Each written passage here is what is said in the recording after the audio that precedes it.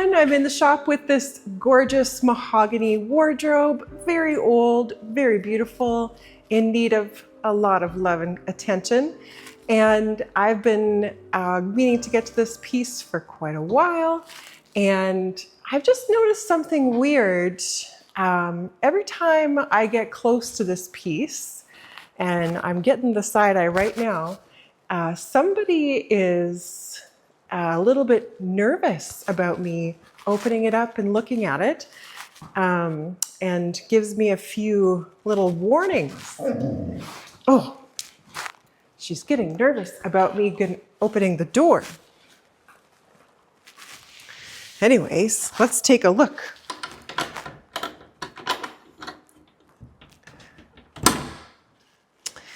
All right, we've got somebody watching very intently here for some reason that we don't know. And let's get into this beautiful cabinet. Okay, so top to the bottom, we've got a beautiful veneer work piece. This is all veneer, you guys, over all these pieces. There are a lot of veneer issues on this whole cabinet, but it's a nice round front door with gorgeous mahogany. You can see right here, we are missing a piece of molding, and as well, there are two posts, one of which we have, one of which we don't. Here's a post right here. That's off right now. And the other one needs to be created. So there is quite a bit of damage on the top. Some pretty hefty scrapes. In general, this finish is in good condition. It's a French polish, which is idyllic of a more sophisticated piece than we usually see here in Saskatchewan. We've got some nice hardware here, solid brass, but in general, we've got some veneer issues and all that jazz. So let's open this up. Okay, so a beautifully finished interior of the cabinet. And where there are some shelves that go with it right there. So these little sticks here hold up the shelves. And if we kind of get into this a little bit more, this is not just a cabinet. What is this?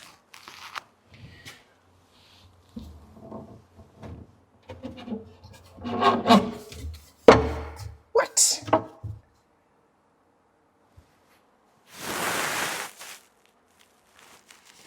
What is this, Nessa?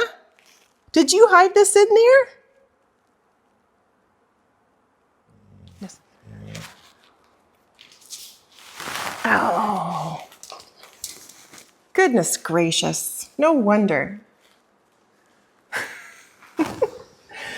So yeah, really cool secret compartment on the bottom of this piece.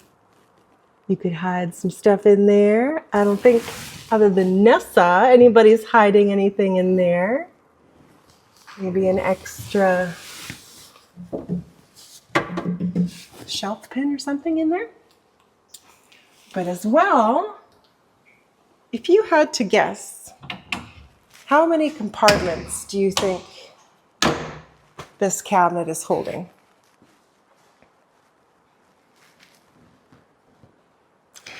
I'm not going to give you very much time because I'm just going to explain it. So you open this up and take a look on the underside here. And there's this little tab. Push this out, and this is a drawer. And there's a little button right here. You press this down. We have the door kind of closed there. Nessa!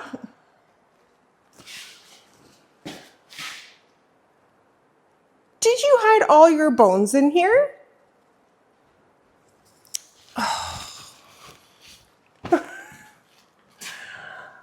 So yeah, a whole nother hidden drawer in the molding. And a really beautiful little brass drop-down hardware here. Now, where else do you think? I'm going to take this drawer out.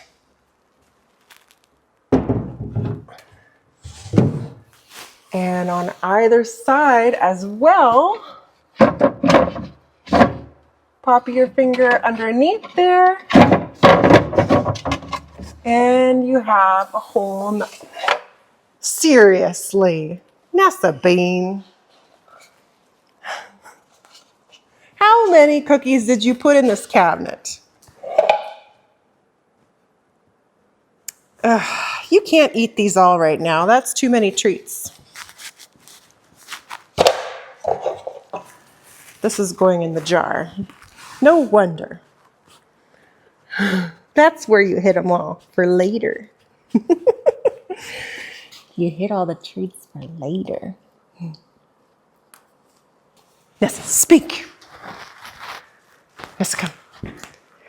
Speak. Nessa, speak. Good one.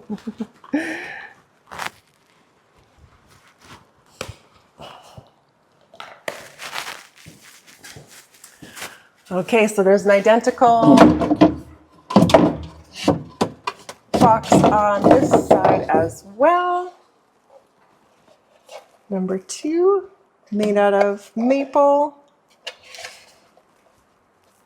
with some really nicely hand-cut dovetails. So this is a really old piece. And we're not going to be doing anything to change how it looks other than repairing the damage and repairing the finish. This is not in for a full refinish as it is not warranted. A French polish job as this, which is in great condition, should just be restored, in my opinion. But there are many things that need to be repaired first. So I hope you're ready for this restoration, because it's, even though we're not refinishing, there's a lot of repairs and a lot of things that, you know, that post that we have to deal with on this piece. So I hope you're excited to get started on this beautiful mahogany wardrobe. So let's get to work.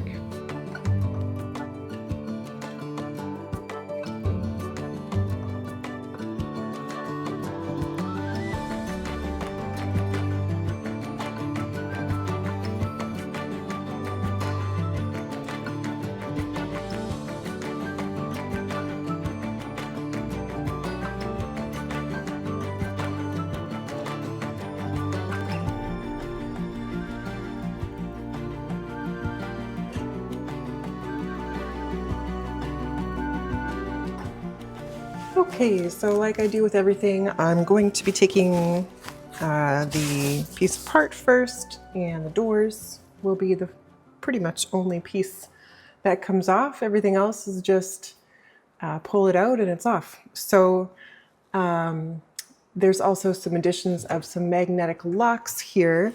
The key that is in the door is one that I provided, so they will no longer need those catches, as the key will do the work of this bar lock here. So I just need to make sure that that is catching really well. It does look like it is. So that basically just, you operate the key, pops up a tab here, whether that's far enough or not, but it pops it on the bottom and the top at the same time. That should be enough. There's no handles to grab when you open this on the doors. So often with a situation like this, this piece gets really damaged because people are grabbing it with their nails and trying to pop the door open. But with the removal of those magnetic catches, this door should just swing open after the key is released. So we're going to take those off. For one, they're just not original. And for two, they are ugly. And for three, they aren't helping the situation of operating the door. They were here because there was no key. So it worked then to keep the doors closed, but we don't need to do that anymore. And take these guys out. Okay, I had to lay it on his back to get the screw out of the door section.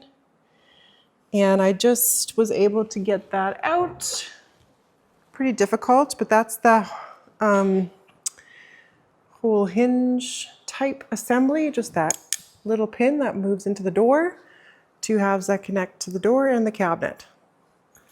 So now that that's off, I should be able to gently lift that out of the opening. And we've got one door free.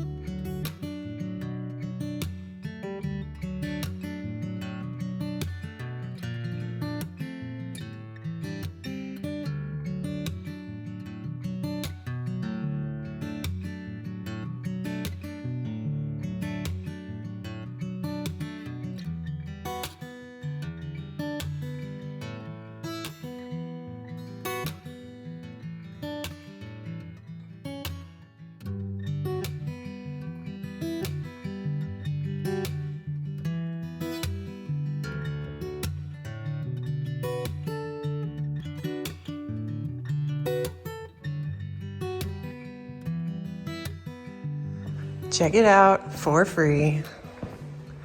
An actual, real cabinet. I think some of you have mentioned you need to get some real fireproof cabinets because these ones aren't. These are just metal cabinets that I keep my chemicals in. So they're actually not approved to store chemicals in.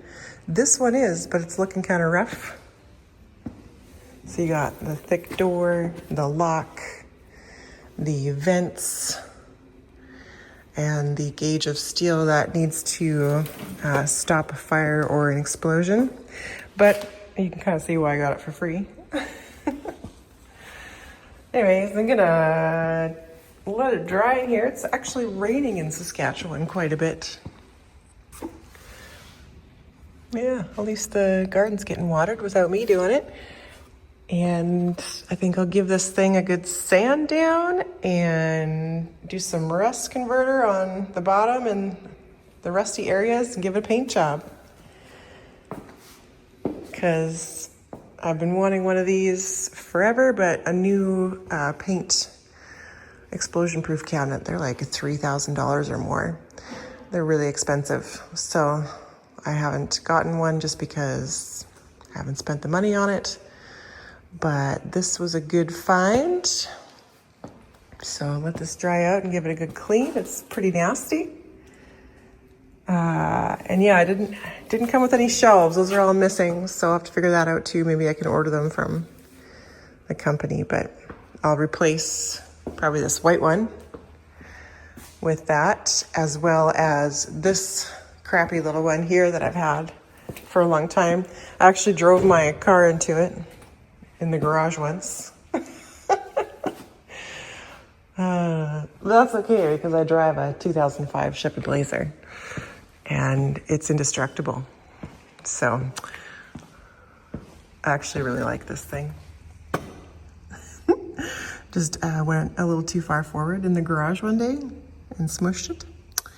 So anyways, yeah, I'll give that thing a makeover and maybe paint the other one too.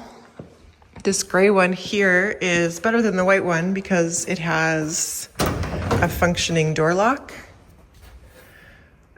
So it is better just for that, but it's still not the heavy gauge steel.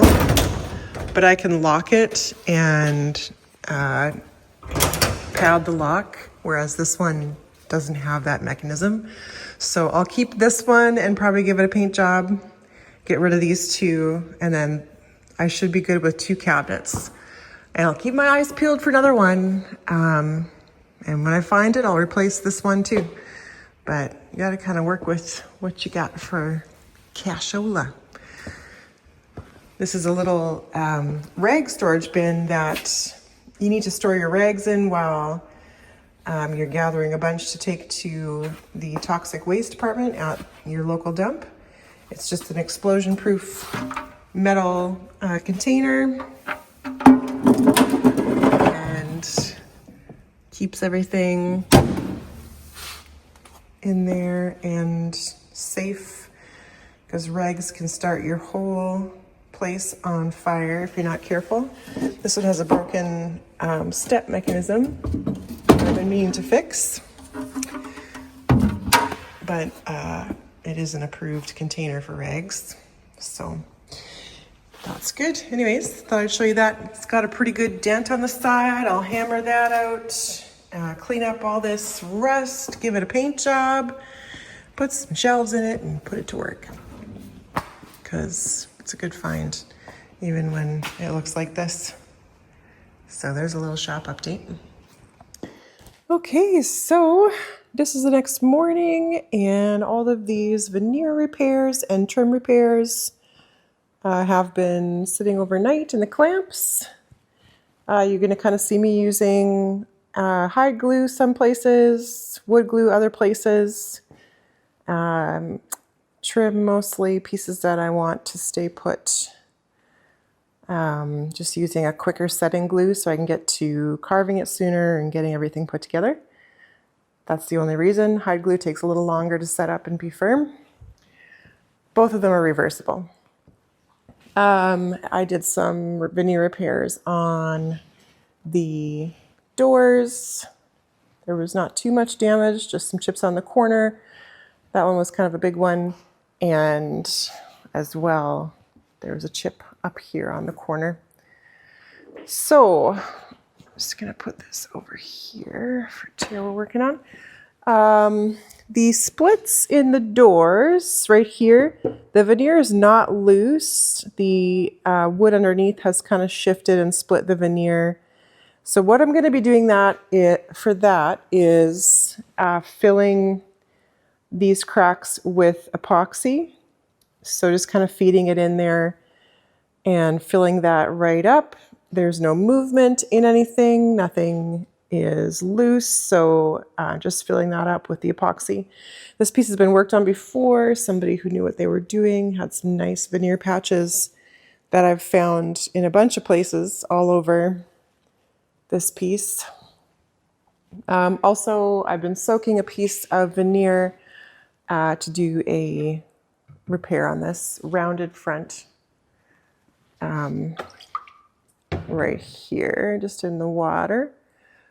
Very old veneer, so I soaked it overnight, which is a lot.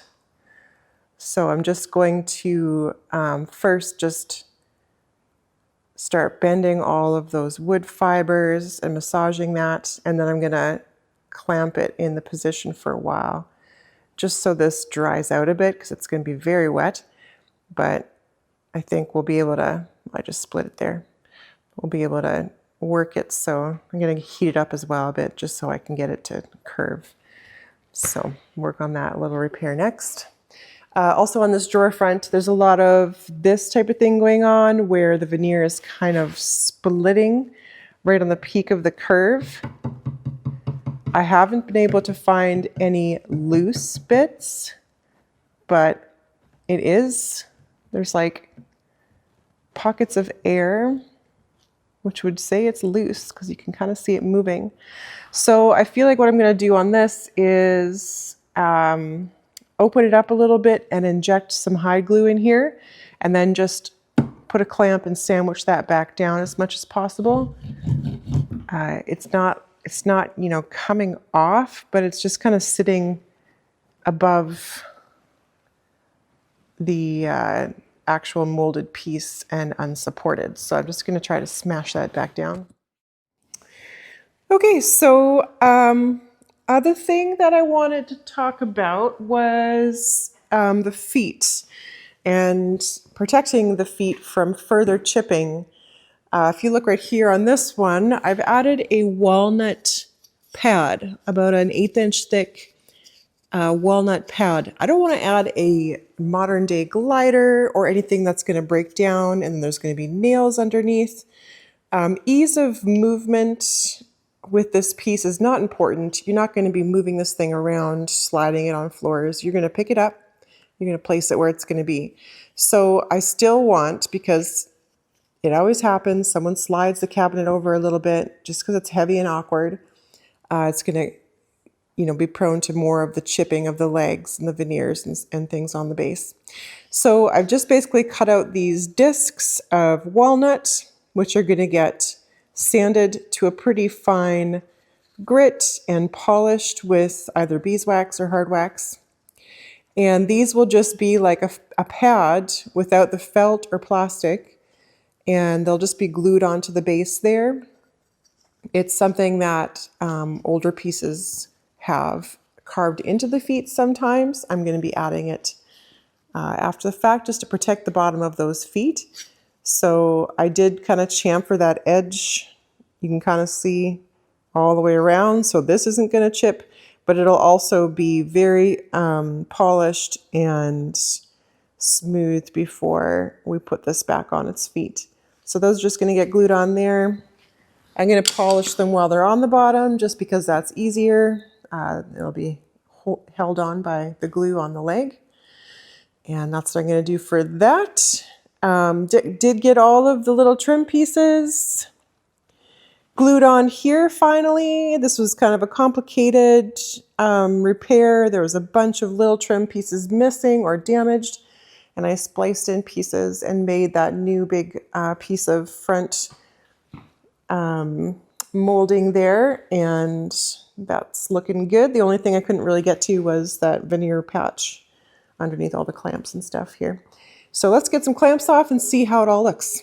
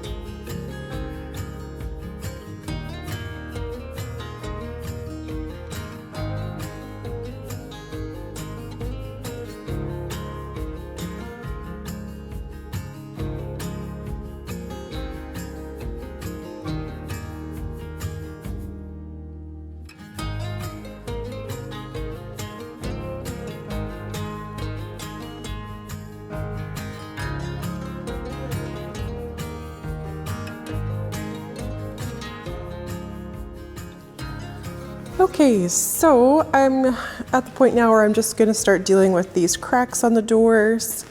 A lot of the seams and little divots and stuff have been puttied on the veneer repairs. So let's move on to dealing with this. So this crack right here goes right through the panel onto the other side, but it is not moving, and there is pretty much no way to deal with that other than to fill with epoxy. And the epoxy will stabilize this crack. So I'm going to be using the West System epoxy, but first of all, we're going to be mixing a very liquid formulation of the whole. We're not going to add any thickeners, so I'm just going to tape off the underside so we don't have epoxy running through everything.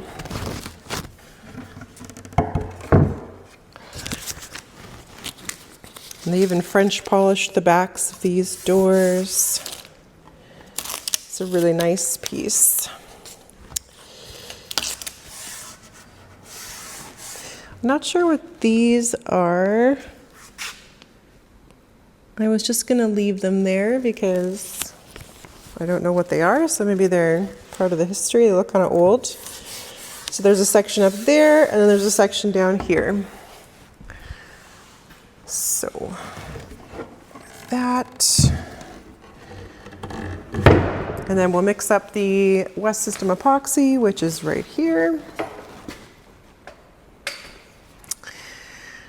So I'm just going to,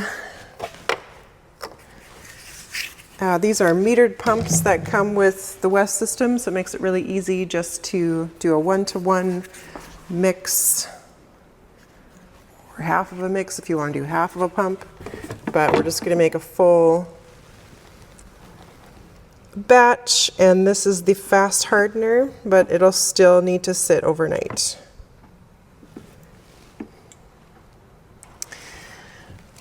Good stuff, and I'll just make sure that that's mixed up all the way.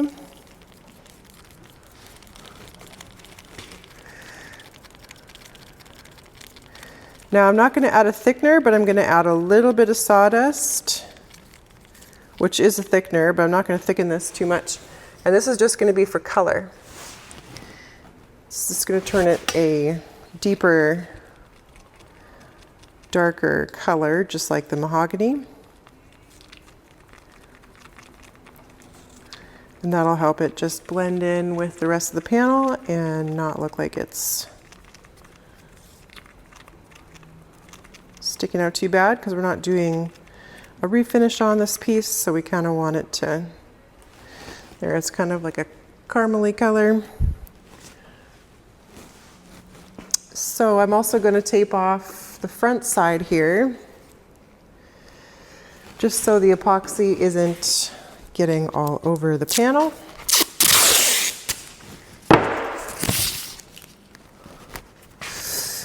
Okay, so then we're just going to start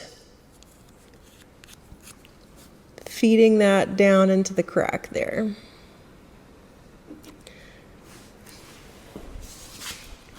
I'm going to pour it over on this one, let gravity work while I'm working on the other one.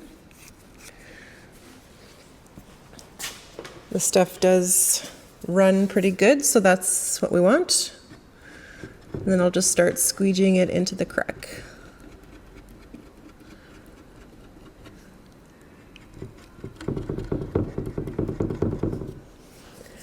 Go both directions.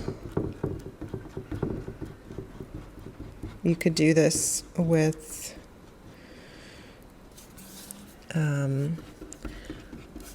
a needle, but this glue's a little too thick for that to be very easy. And no, I'm not going to vacuum it through the crack. That's too messy for my vacuum. This is fine. You just work it in, and you can see it's working its way down in there. Okay, so I'll just work back and forth with that. I'm going to get the other door going as well, and then these can sit overnight.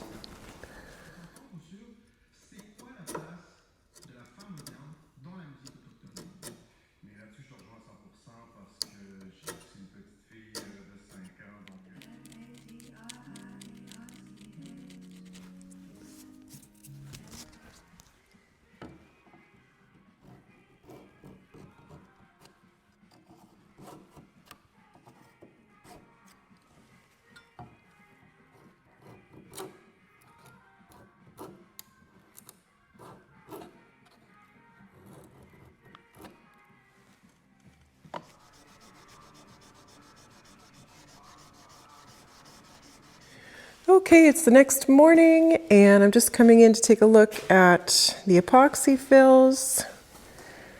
And I did leave some on just around the area. That's probably going to take the finish off. That's okay. I really just wanted to fill up this groove, and I can see that it didn't fill it up all the way, but we're going to cut this down and see how much of a divot is left. I think this one did actually end up filling the whole thing. And this one I think has some gaps. So we could go again with the epoxy if it's really deep, or like I said, just fill with putty. But I might do another round of the epoxy just to fill that up with something that's nice and hard and stable. So I'm going to work on getting this all off of here and getting that nice and flush with the surface, and just working on this kind of off and on. Got the last veneer repair on the face of the cabinet finished there, and I just have the seams puttied and a few other little things puttied. I'm not going to be doing veneer patches on absolutely every little nick, so some of it will get puttied and some of it will not. This piece here, I added this piece as a separate, so I've just got the putty on the seam here where this piece meets this piece, and just some of the seams and stuff, just cleaning it up. So I think I'll sand off all this putty this morning and get everything on this plane looking good. This patch turned out really nicely. And this one up here, we had to replace a little bit of the bead cove molding, and the one little area right there, which was tricky. There's been a lot of work done up here. Someone's tried to color match some veneer up here, as well as this section in the center here, I believe has been refinished or something. There is a big patch down there we need to do, but it just looks like there's been some work done here. We're gonna have to refinish this top. Just those scratches are very severe. And it looks like some patchwork has been done on this side here with this big piece missing, and then some not so good color matching done there. I believe this crack here is also loose. And right next to our repair right here, I noticed there was some loose veneer. So some work needs to happen on the top of this thing that when we put it back on its feet, I'll do that. What I'm gonna do is finish everything in planes. So everything that is on the face of the cabinet I'm working on right now, then I'll switch it on a side, do a lot of the work that's on that side, like the stuff on that roll. And there's also some veneer patchwork that needs to happen on the base down here. Molding missing, not such great work. Just stuff like that we'll take care of when I flip it on its side. So just kind of trying to keep my bearings on this. It's a lot of little things everywhere. It's kind of bouncing all over the place, so it can get kind of confusing.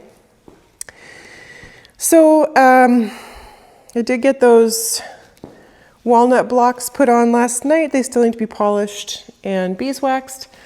And then dealing with this issue of the missing post. So this is the original. It's actually quite an interesting piece. These ends come off. They're doweled in here and they just slide into the cabinet. This was quite a thing for me to figure out. So if you look down the center here, this is a piece of, it almost looks like fur in the center, with mahogany beads placed on in all over the outside of it, and kind of like an octagon pattern. You can kind of see the octagon shape there if you look at it, and then the beads are glued on top of that. So not a completely lathed piece. And the other thing is, if you look at the shape of it, it's kind of an oval, not a round piece. And then third, because that's not difficult enough, these beads actually taper down to a smaller bead at the base. So those three things make this piece absolutely difficult to replicate. And I needed to work with one of the smartest and best wood turners I know. He's based in Regina, Saskatchewan. His name is Paul Omelan. And he has recreated that scenario on our new replacement piece. So he's used a African mahogany, which is what we can get nowadays. And he's gotten the taper.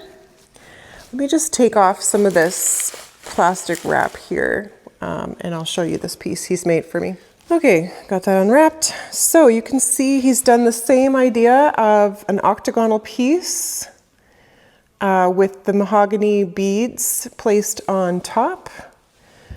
These were really difficult to cut. And he had to do a bunch of weird jigs to figure out exactly how to get the bead the right shape and taper the bead. So he's so smart, and I don't even presume to understand how he did that. He did explain it to me, but he did such a great job. Now, we didn't get the oval. That was just one thing that we could not figure out. So it is round, but you really can't tell. Let me put them next to each other. That there's a difference. The two of them look really similar. When you're holding it in your hand, you can more or less feel the ovalness of it, but when you're just looking at it, it actually does not read different. So there they are together.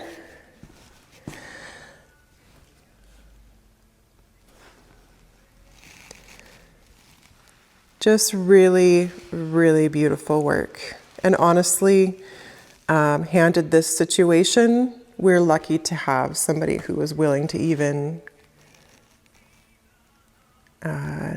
contemplate doing this work for me. So this was an expensive piece of wood to replace.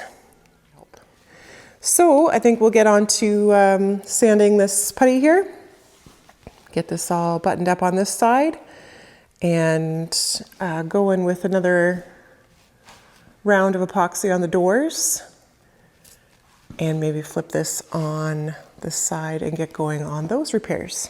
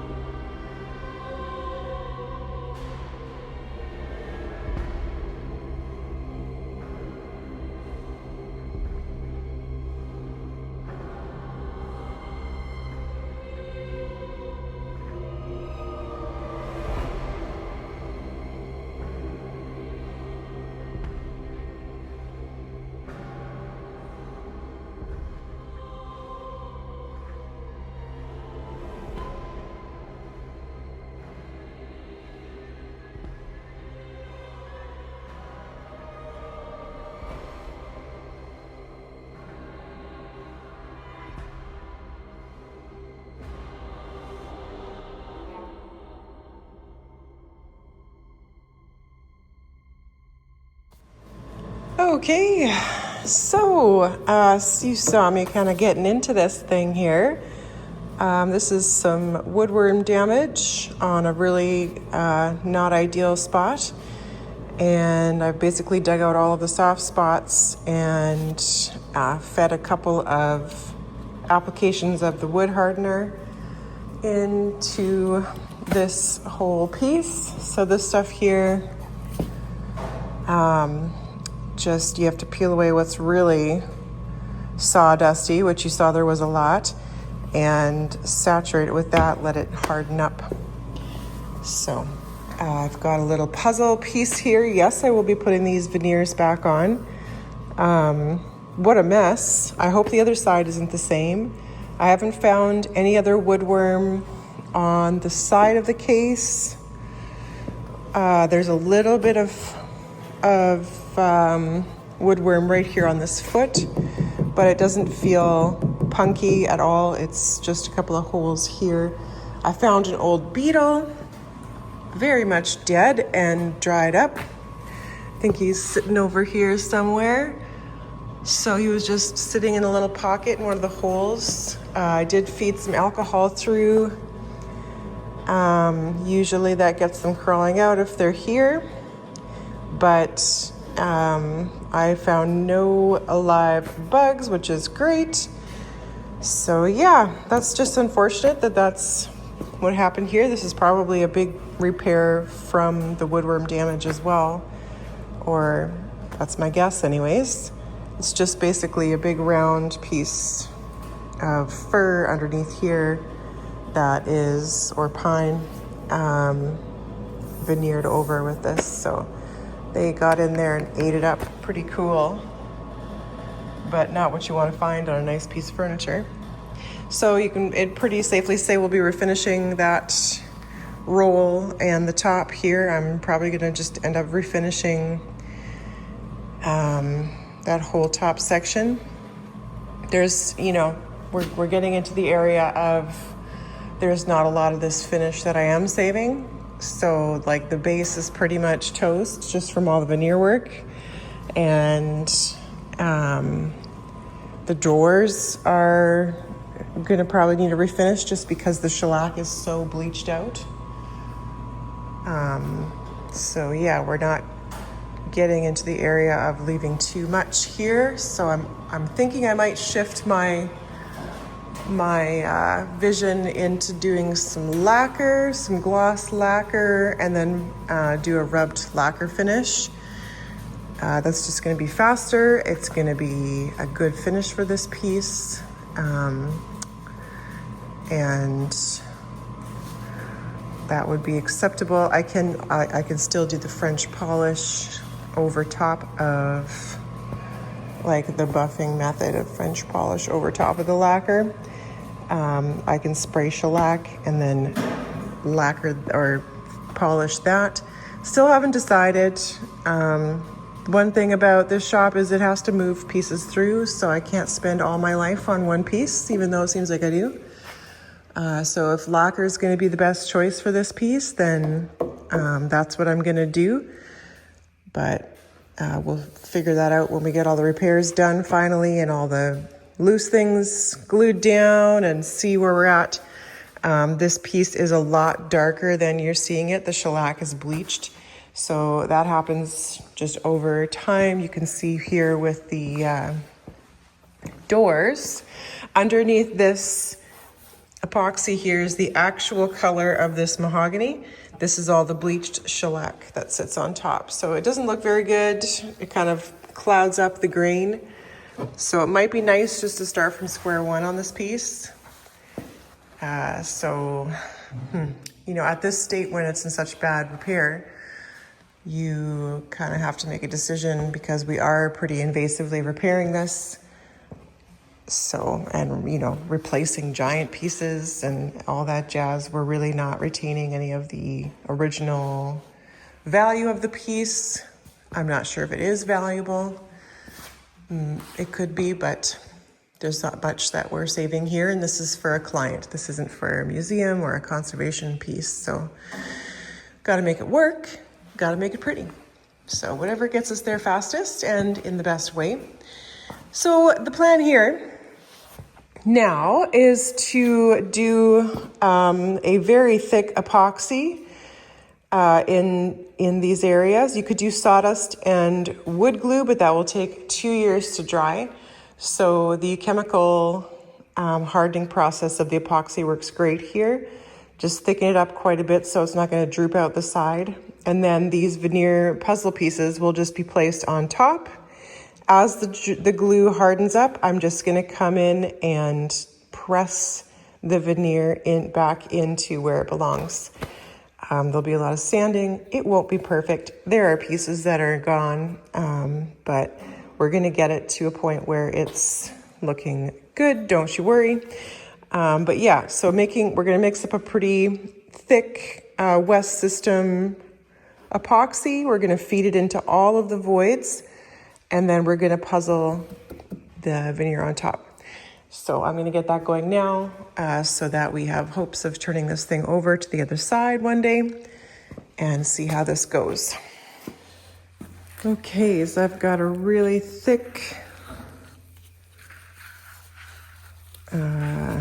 mixture here, and I'm just going to start by getting it into all these areas.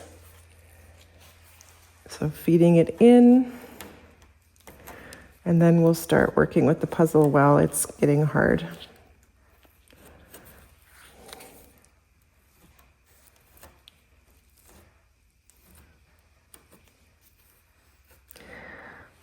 Other option is just to pop off this whole side and make a new one. Could do that. I don't have enough veneer, so I'd have to order some veneer. I just don't think I have the right grain or the amount I would need to redo this side, but I could order some. But I think we're gonna get here with this. So bear with me through this crazy process. Looks like an absolute mess. Okay, I'm just gonna grab some alcohol and clean up the excess here first.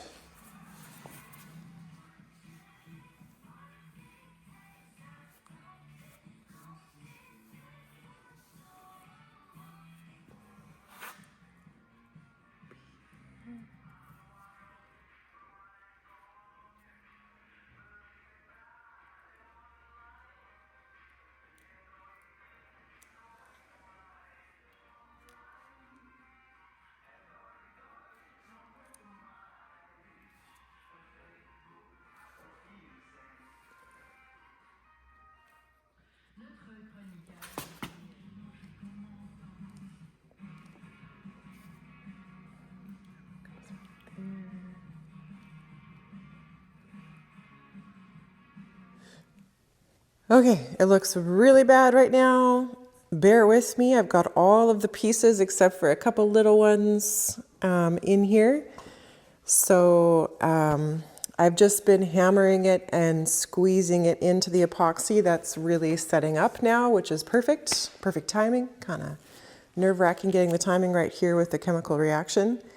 There will be some putty on seams. There's, some loss here, which that's just, I expected that for sure.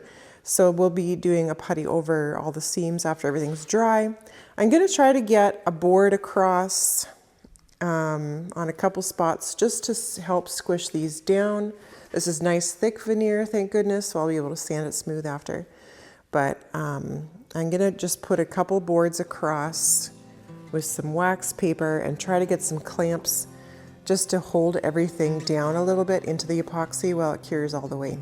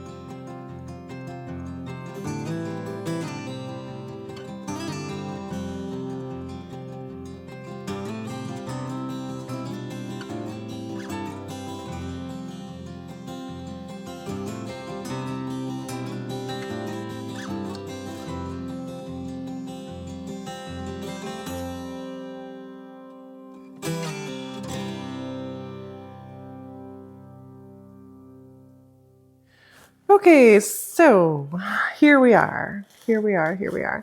Looks still not very good, but we're getting there. We've got a nice flat solid surface that needs 4,000 touch-ups.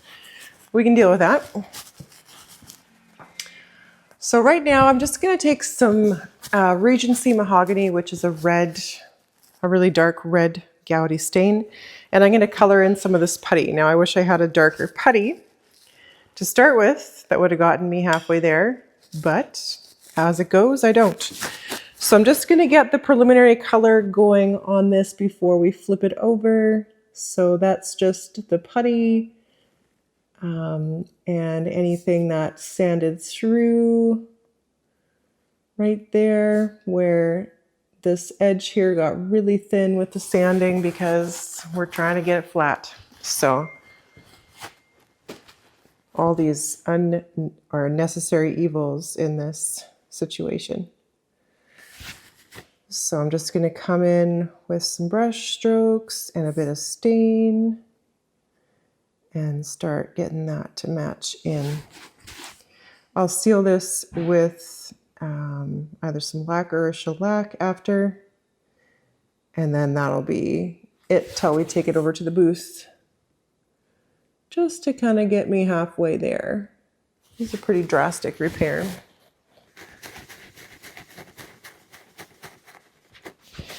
There we go, that looks better.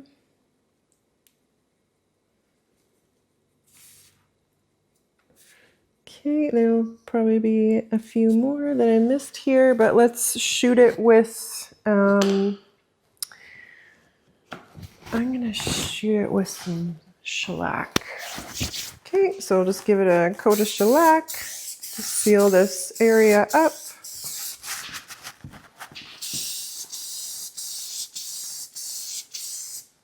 Still needs lots of work, but we're getting there slowly and surely.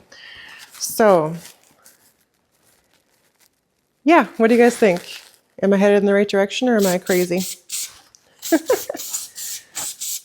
I think it'll be just fine. It's also on the upturn of the piece, which you really can't see the top when you're standing in front of the cabinet or even looking at the side of the cabinet. So that's a deciding factor on method of repair as well. How visible was this, like the top of a table where everybody's going to see it and be staring at it all the time?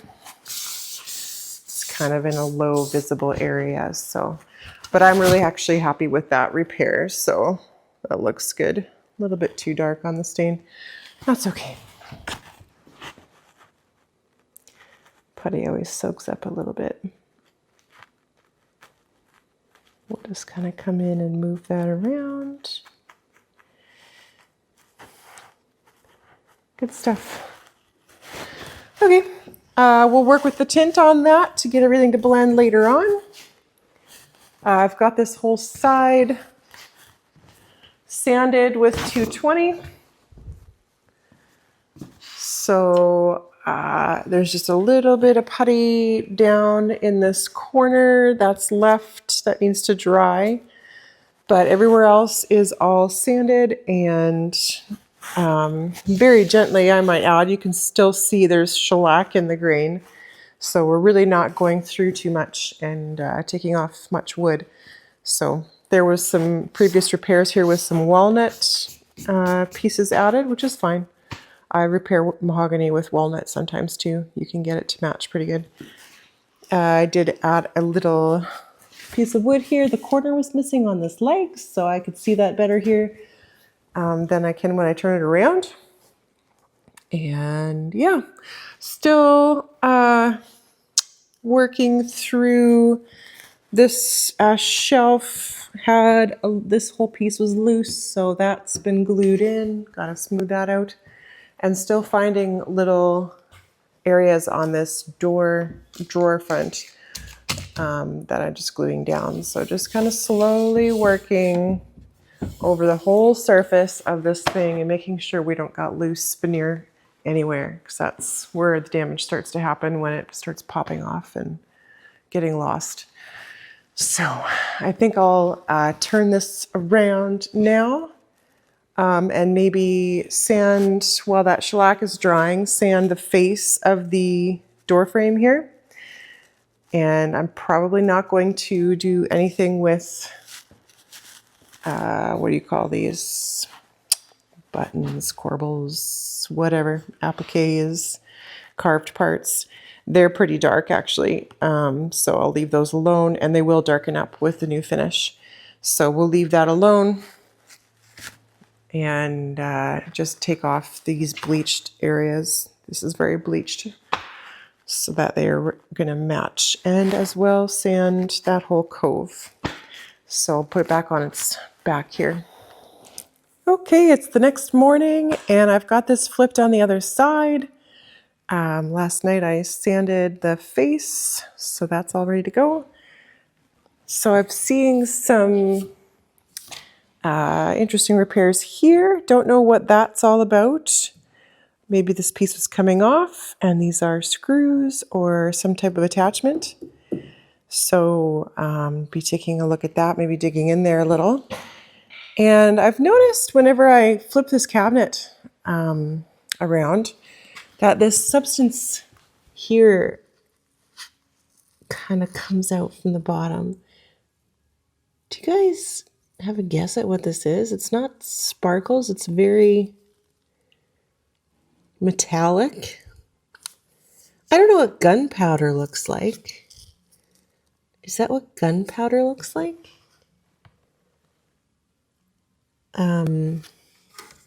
I have no idea. Anyways, that keeps coming out of like the back here where that compartment would be. I don't know, maybe it's just metal shavings from something, but seems like there's like little piles of it everywhere. Isn't that weird? Secrets. I haven't really taken a look at this back panel. A lot of chips on the back of this. Not going to do anything about that. Just make sure this is all attached securely. So yeah, we do have a piece of trim missing on this side, just like the other side. And there's kind of a big chunk on the back of the leg here that we'll get. The actual side of the cabinet has like these bulges. Let me check to make sure those are glued down. If not, glue them down. 2 of them there, and then, oh, that was it. We do have another crack on the side here that I might epoxy fill. We'll see if it goes all the way through, which I think it does. That might be the best solution. But let's dig into these newer additions here and see what's going on. Almost looks like dowel ends, but I'm not really sure. So let me grab a tool. So that was the cap. Just looks like wood.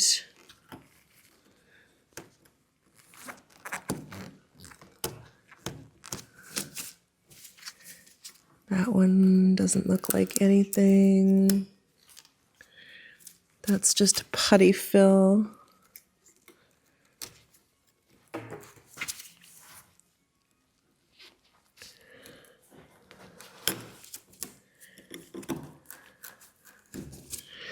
Yeah, so they're just dowels. Somebody must have decided to pin this down at some point. Maybe it was lifting up off the cabinet. Nonetheless, I'm going to remove these because they're actually popping. And this is, on these ones here, this dowel is kind of sticking out above the surface. So this is the end grain here. So I'll have to shave that down. Just shave them so they're below the surface so I can get the veneer to stop popping away. So on the other side there was a crack as well, but it wasn't as serious. This side's pretty open. So I'm thinking of maybe just using epoxy putty on this one, just because it's a little less messy for the side, and the side doesn't get as much movement as the doors. So I'm just thinking a little, it's still a good way to repair this crack, but just a little bit less time consuming. Mohawks, these are Mohawk Tootsie Rolls, which is what I call them. You can add some wax and silicone remover to these, and that'll help them glide into the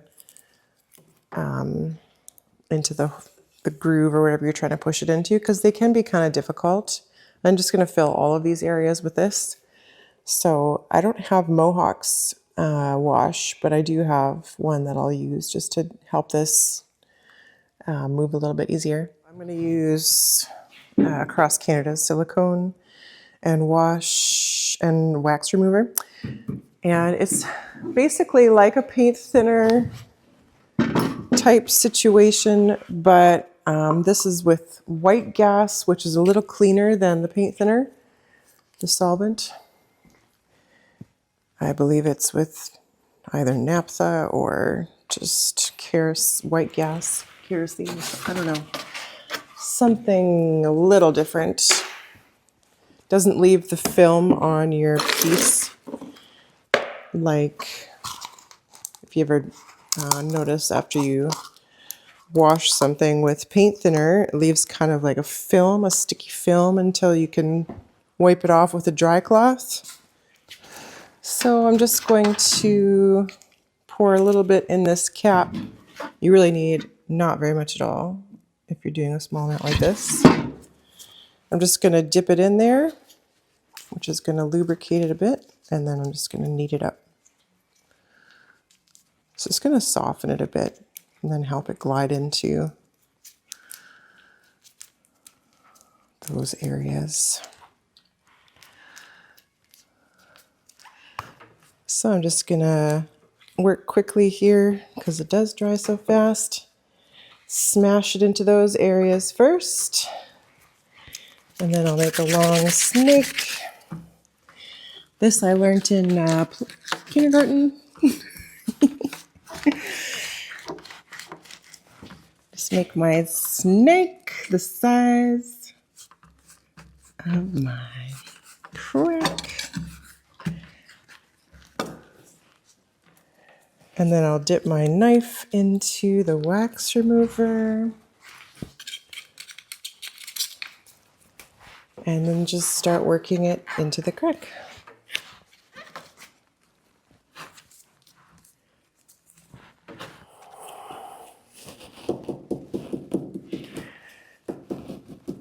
Okay, so I'm just going to shave off the excess while it's not too hard with the utility knife here. And I see no signs of the substrate being compromised like the other side. So thank goodness.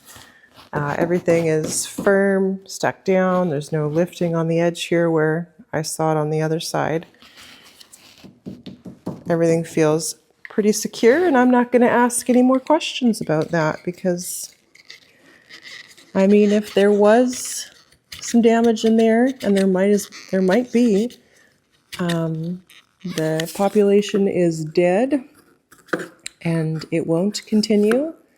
And the structure seems to be holding firm, so we're going to leave it alone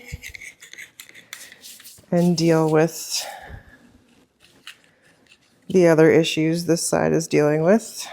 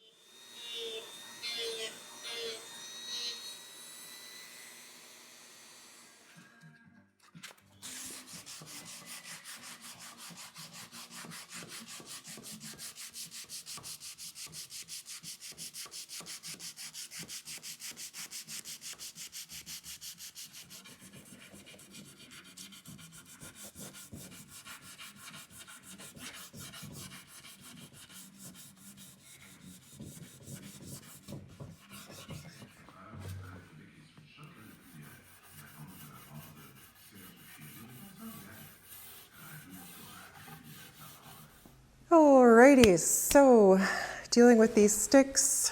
I've got a sneaking suspicion that this was repaired here, maybe. The two, or these were the pieces that they hid behind the front of the piece. They used cheaper wood for two of them.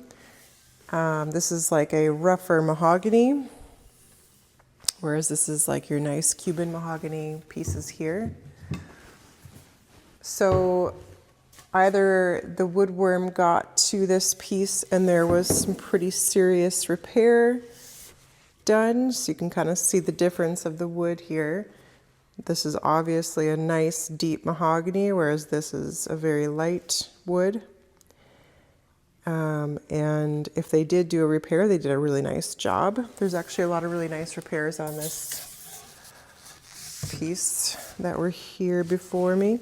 So maybe that would explain a little bit why this item is feeling a little more oval than it is actually supposed to be, because you can kind of see that this piece of molding is a little bit too big compared to the others, the originals maybe.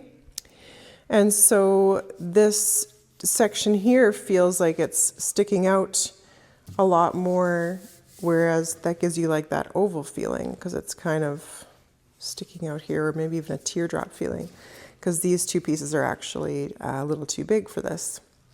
So my idea was to position these at the back so that we get a nice round over in the front, and I'm still going to do that. Now, the new mahogany that we have here, the color of it, I'll just show you, is much lighter. I love that color as well. It's beautiful. I like a light mahogany just as much as the dark mahogany, but this is very soft compared to this. And so when you're thinking about staining this piece, you really want to take into consideration how much of the stain a piece is going to absorb. Now, first of all, I sanded this piece here down to 320, so it's quite smooth, and then I burnished it with a Scotch pad. That's step one, just to close the grain from absorbing that much stain. Step two, I usually use a Varsol for a wood conditioner, but I'm going to go a little bit more severe on this because this is a piece that it's going to be hard to take the stain off of once you get it on there. So I want to be extra careful. I'm going to take some shellac, some amber shellac, and some alcohol, and I'm going to mix a bit of a very diluted solution, and I'm just going to be rubbing that on this piece first. I'm doing that as a bit of a wood conditioner type thing. You could use wood conditioner too, but I'm going to start with shellac because that's kind of what the rest of the piece has on there. So I'm going to just put a little bit of the solution in here and pop some shellac in with it. This is already a very thinned out shellac for polishing. Okay, and then I'm just going to take a rag, dip it in the solution, and kind of pat it on there. Not unlike a French polish, but we're more of us using this as our first step to seal the wood. And this is going to give me a great idea on how this wood's looking, feeling. And after this is dry, I'm going to come in again with the Scotch pad and burnish it again, because we not only want this to be the right color, we want it to be really smooth and a really luxurious part of the piece, because if you are going to walk up to this piece, you're going to touch these posts and they should be really nice and smooth, just for a nice experience. So we still need to stain this item, so I'm not going to seal it up all the way. The stain will still take over top of this application, but we really kind of want to limit how much, because we can always add more. Kind of gradually bring it in line.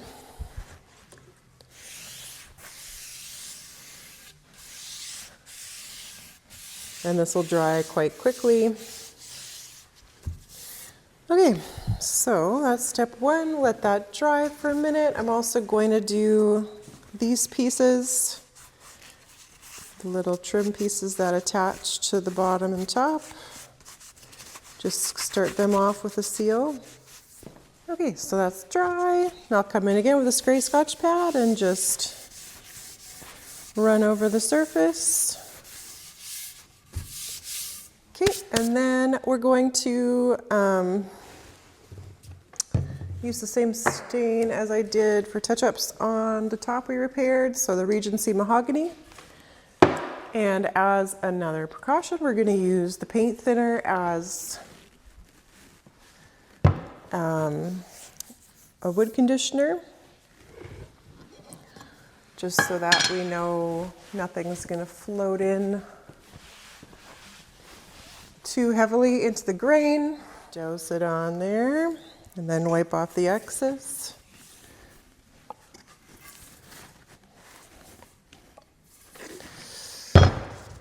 Like it to get into all those grooves.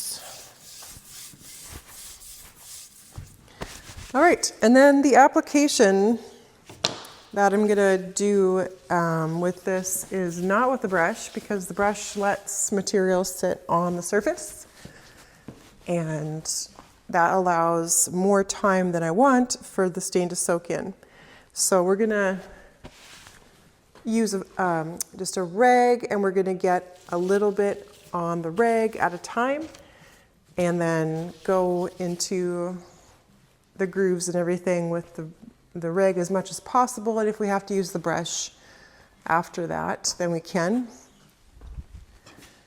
And start on an area that I'm going to be putting on the back, which is this ugly little piece here.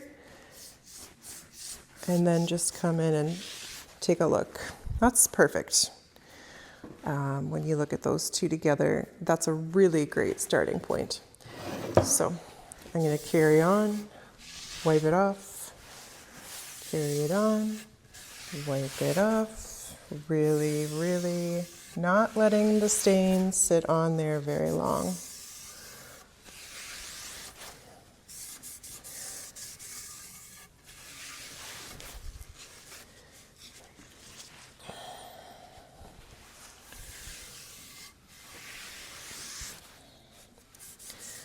I think I will have to use a brush for those grooves.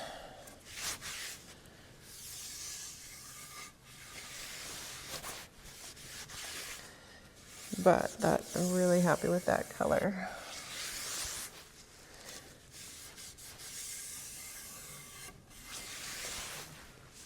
Super.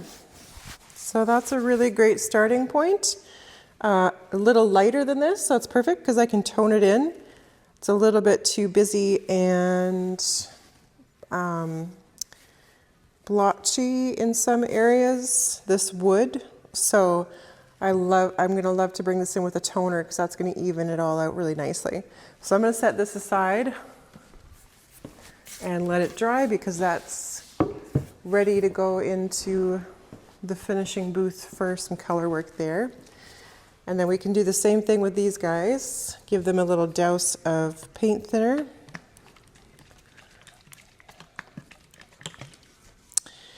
And I'm just going to be a little braver and just coat that whole piece here, now that I know how things are reacting.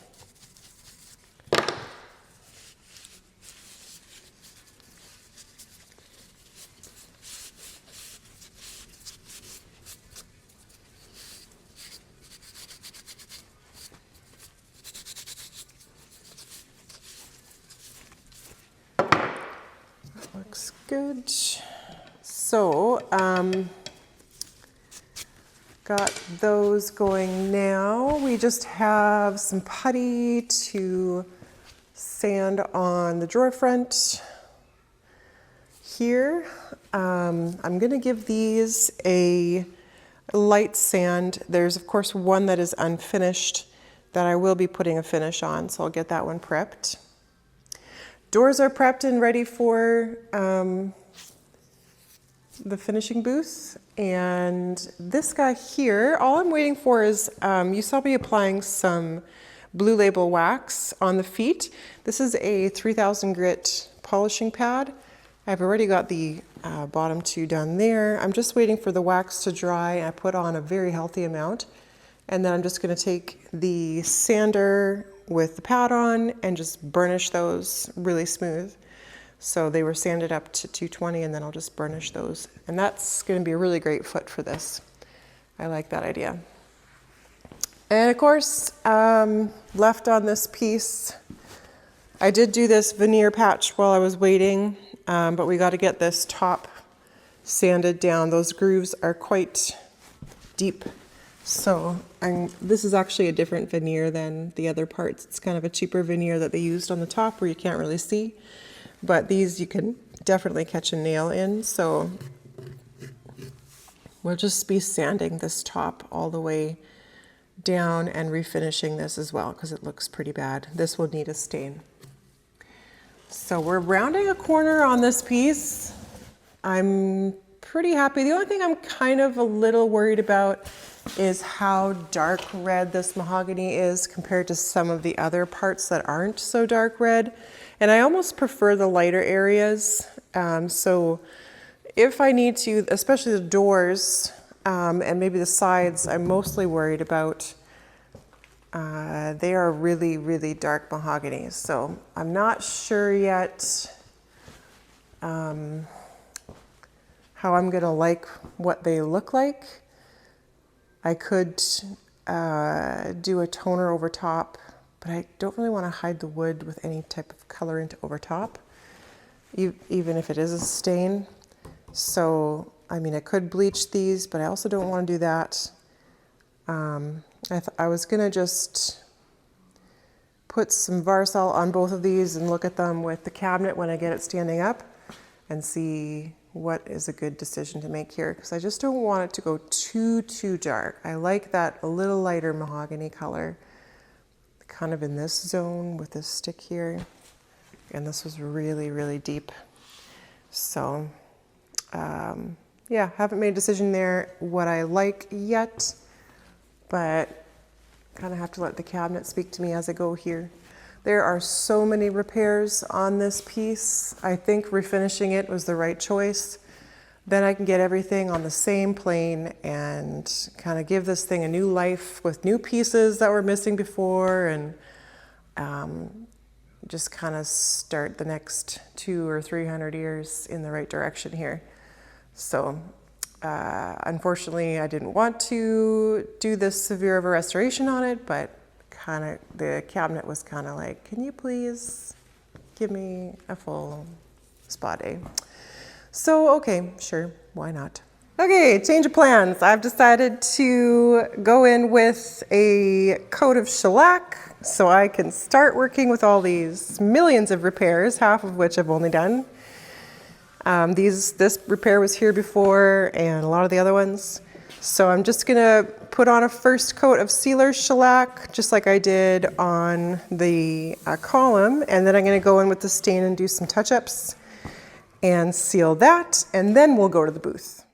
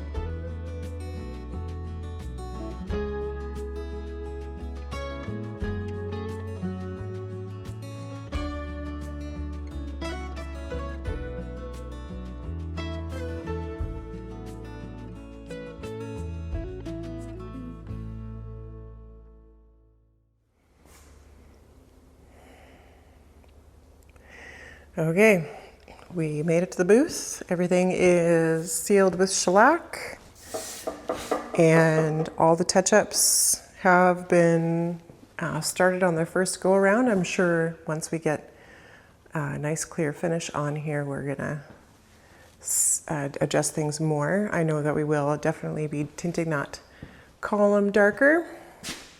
So that's what our side's looking like with all the repairs there.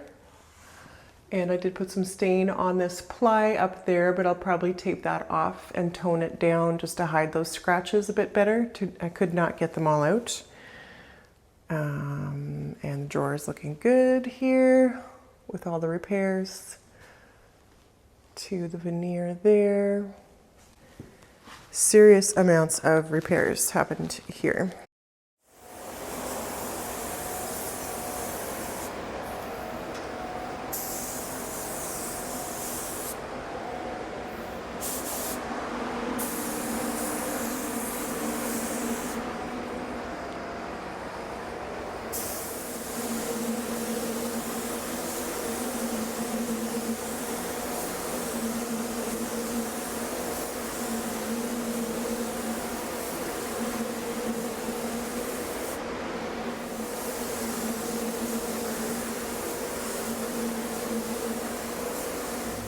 Okay, so this has been drying for 2 days and I'm ready to cut it all down and go in with a few more coats. Looking really good though. The level of fill is just as it was, still a little bit of grain, but not deep. And everything's looking pretty good. A few repairs that you can still see, that's okay. We're not looking for perfection. This thing has a long history. So the column here, I've just been working on cutting down and sanding really, really smooth. I want to get a really good finish on this before I do any color work, because sanding on this piece is a little tricky and I don't want to sand through any color work I want to do. So I'll probably do a few more coats of lacquer on this before I do any tinting. But I'm just going to sand it up to 400 and then buff it with Scotch pad, a few more coats of lacquer until I'm happy with the finish, and then we'll adjust the color on that one. But everything else, color's great, just need to fade and a bit of repairs. So let's get cutting down this finish and go in again with another round of lacquer. Okay, so to cut this down, I'm going to be using a wet dry paper, and I'm going to use paint thinner as a lubricant for my paper. It cuts really fast. I'm just looking to sand down all the high points of this finish to get an even smoother finish.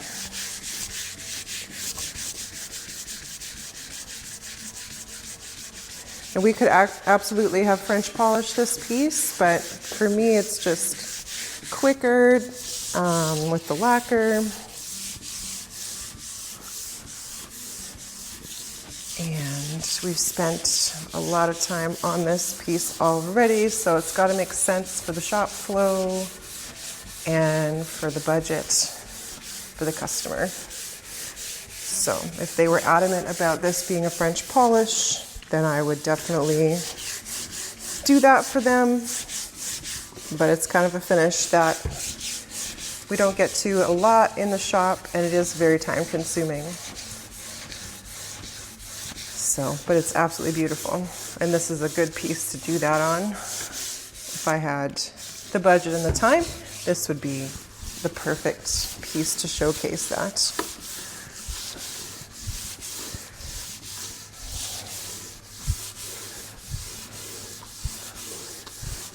So yeah, not a super heavy cut, but just gonna level everything off.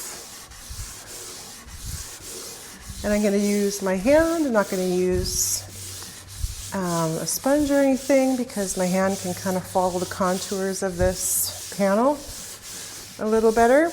without putting more pressure on one area, rather like the center, because it's lifted, or the edge. I can kind of really put pressure exactly where I want with my hand.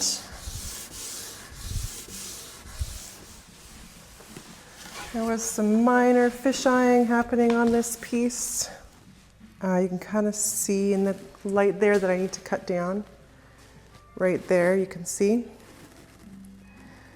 a bit of fisheye in the lacquer. So I did add the fisheye drops, so that really minimized it, but we'll just cut that down a bit further until those are all cut through, and just like it looks here. Yeah, that's looking a lot better. Almost perfect. Few more little bubbles, but that's really good right there. So I'll do just a little bit more in those areas and finish this panel. Carry on through the whole piece.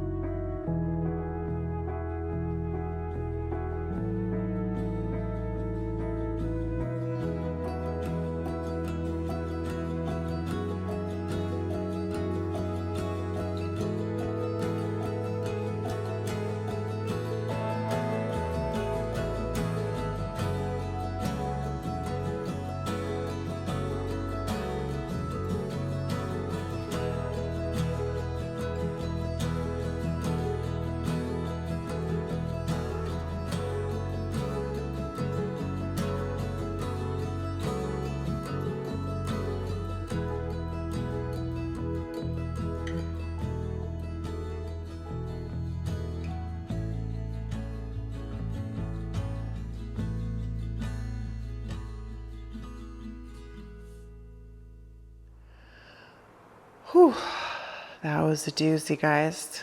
Getting those doors back on and those columns installed. Too stressful to film, so you just get to enjoy the end. Yeah, it looks great, but it's 8 p.m. and I've been fighting with this thing for 5 hours today to finish up stuff. So I am beat, but I'm happy with the results. So that's all that matters here at the end of the day. Just look at her. She is so shiny. Got our gloss lacquer. There's still a few little touch-ups drying in areas. Basically just finished this guy. So everything's still in drying stages, but looking really good. I'm glad we refinished this cabinet. This color is so much richer and the mahogany is really, really standing out now. It's just brought this whole piece up a level, and the lacquer is good. It's just a hair off a gloss. It's about a 10-degree sheen, little off gloss. So not all the way glossy, which I think is perfect. There are a lot of imperfections on this piece, especially with the damage we found as we went. And the top we've got all tinted, and those scratches are kind of hidden for the most part. You really can't see the top of this. I'm a tall person, so you really can't see the top of this when you're standing next to the cabinet unless you're over 6 feet tall. But I think my client is kind of tall, so he might be able to see that, but it looks good up there. Lots of work went into the base of this. I mean, everywhere, but a lot of veneer work. You remember we replaced this piece here, and the entire column was missing, and my wood turner friend Paul Omelon recreated this piece. I just tinted it to match and installed it, so that's nice. A lot of little trim pieces that were missing, veneer repairs, lots of stuff to touch up and blend in, everything looking really, really good. We've got our little walnut slidey blocks on the bottom, which is perfect, just an 1/8 inch thick, so you really don't see them. A little more low profile and a lot more longevity out of them than a plastic glider. This cabinet is heavy, so that's not really the right thing for this. All the veneer repairs that were on the front of this, that was quite bad as well. And then the doors were cracked with a few veneer repairs, and you can see just faintly the cracks here and here. And the one I can see the most is here. I just did an extra touch up. That's drying right there. And this one you can kind of see right here with the epoxy, a little darker, but looking good. The door, or the drawer, of course, we had a bunch of little repairs, and those are all blending in nicely. There was some trim missing here, replaced. Of course, we found all our woodworm damage in this rollover piece, and I did some pretty good heavy tinting on this piece just to blend all of those repairs in. I think we've got a successful repair here. And they had that big triangle area here that had been replaced before me. And this side was in pretty good condition, a few veneer repairs, and then the base again had the most with a few, got some dust there. Repairs on the legs, they were pretty bad. So I've got all the, I've got a key that matched, gave these a little shine up. We got to turn it twice to open the door. We got rid of those ugly magnetic locks that were in here. And we've got all the shelves repolished. Nice French polished interior.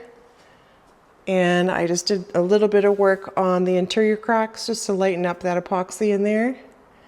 So I didn't do anything in here other than clean and repolish the shelves. I wanted it to stay original. It's got lots of character in here, but that's how it should be. All the secrets this cabinet hides are safe with me. And of course this drawer here and the drop down.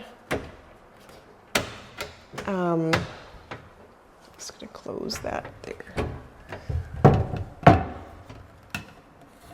Here I just cleaned up inside the drawer, any overspray or anything like that. Didn't do anything in there. That's all original, the way it should be. So beautiful.